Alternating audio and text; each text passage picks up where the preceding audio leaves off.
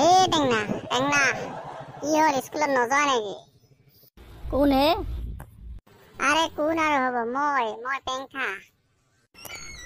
নাযায় নেকি আজি? তোৰ আকৌ কি হল? কিয় নযোৱা হল? কি আৰু কম দছ, সেই অসুখটোৱে ভাল নহল না।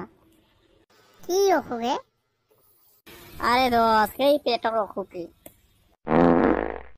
এইটোৱে আৰে ডক্টৰক দেখুৱাইলে আহিলো, ঔষধখিনি খোৱা নাই নেকি? খাইছো দছ খাইছো, সব খালো, আধা ঝাড়ালৈকে খালো, কিন্তু নাই, কোনো ফল নাই। আরে বল না, একো নহয়, এনেকে যাও। ইমান ছাত্ৰৰ মাজত কোনে পাতে কিয়নে গম পাব? বল ওলা, মই আছো নহয়। তোমাৰ ভৰসাতে কিন্তু কৰালো, কিবা হলে কিন্তু তুমি বুজিবা। আৰে দোস্ত তুমি চিন্তা নকৰিবা, দোস্ত থাকিলে দান দি হাজিৰে। অহাততো আহিলো তোমাৰ কথা শুনি, যিহে চলি এইবিলাক যদি গম পাব লাগিল মোৰ যে কি অৱস্থা কৰিব। আরে দোস্ত চুপ থাক না, তুই একো কথা নকয়। Good morning, sir. Good morning. আহিয়েচোন কিবা এটা ভাল আমলমলীয়া গন্ধ এটা পালো। তোমালোকৰ মাজৰ পৰা কোনোবাই ভাল এটা চেণ্ট লগাই আহিছে যেন লাগিছে। হয় ছাৰ, ময়ে লগাইছো। সুন্দৰ। আচ্ছা, আজি তোমালোকক মই ভূগোল পঢ়াম। আচ্ছা পেংঠা, কোৱাচোন পৃথিৱীখন ঘূৰণীয়া নে চেপেটা? চেপেটা। আচ্ছা, কেনেকে গম পালা চেপেটা বুলি? ছাৰ, যদি ঘূৰণীয়া হলহেঁতেন আমি থিয় হৈ থাকিব নোৱাৰিলোহেঁতেন, আমি বাগৰি পৰিলোহেঁতেন। ধৰি লোৱা আমি বল এটাৰ পিঠিত যদি উঠো, আমি বাগৰি পৰো, আমি থিয় হৈ থাকিব নোৱাৰো। তেনেকৈ যদি পৃথিৱীখন ঘূৰণীয়া হলহেঁতেন, তেনেহলে আমি থিয় হৈ থাকিব নোৱাৰিলোহেঁতেন। এইকাৰণে পৃথিৱীখন চেপেটা, যিহেতু আমি থিয় হৈ থাকিব পাৰো। সুন্দৰকে পঢ়িছা দে। ময়ো ইমান এইটো নাজানো, তথাপি তোমাৰ কথা হিচাপে শুদ্ধই হ'ব লাগে।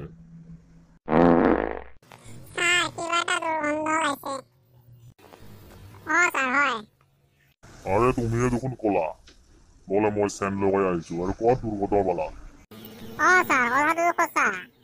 ইয়েচোন কল বোলে মই চেণ্ট লগাই আহিছো। আমিতো ক'তো পোৱা নাই তেনেকুৱা দুৰ্গন্ধ, আমি ভাল চেণ্ট এটাহে পাই আছো। পেংঠাটো ঠিকেই কৈছে, কোৱা তোমালোকে। দছ কিবাকে বাচিলো দে। আৰে ভাই কথা নকবি, চুপ থাক না। আৰে তহঁত দুটা কি ফুচুৰ পাচাৰ কৰি আছা? পেংঠা তুমি থিয় হোৱা। ছাৰ, মই থিয় হলে কিবা অঘটন এটা হলে তুমি সম্পূৰ্ণ দায়িত্ব কিন্তু আপোনাৰ। আৰে কি অঘটন হ'ব হে? উঠা থিয় দিয়া। তেনেহলে কিন্তু ছাৰ মই থিয় দিলো। এতিয়া মাইনা, তুমি কোৱাচোন অসমৰ মুখ্যমন্ত্ৰীগৰাকীৰ নাম কি?